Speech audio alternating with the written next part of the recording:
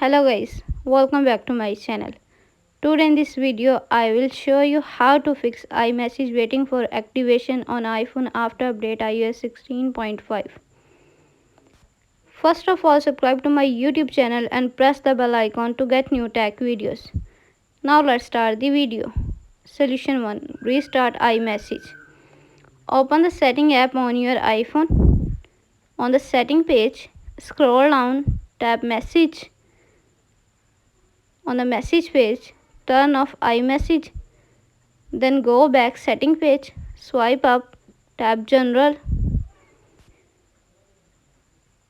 On the setting page, scroll down, tap shutdown.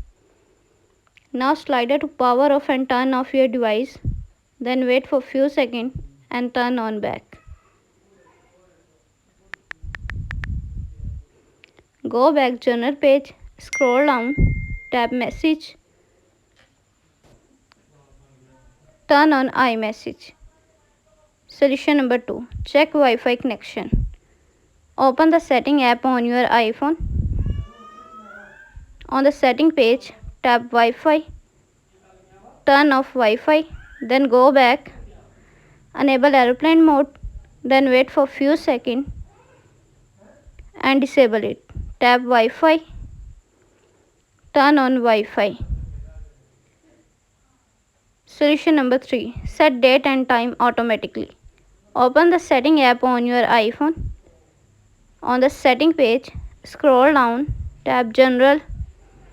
On the general page, scroll down, tap date and time. Turn on set automatically. Solution number 4. Sign out and sign in back Apple ID. Open the setting app on your iPhone. Click on Apple ID name. Scroll down, tap sign out. Enter your Apple ID password and turn off Apple ID sign in back. Thanks for watching this video.